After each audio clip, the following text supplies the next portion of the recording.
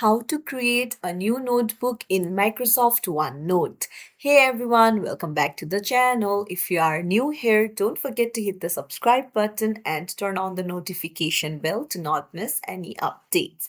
So it's really simple to create a notebook in your Microsoft OneNote. Let's dive right in.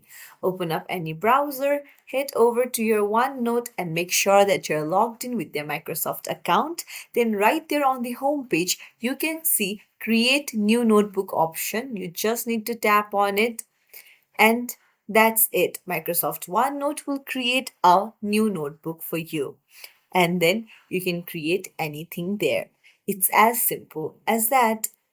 If you found this tutorial helpful, don't forget to like and subscribe to our channel for more tips and tricks. Thank you for watching. See you in the next video, everyone.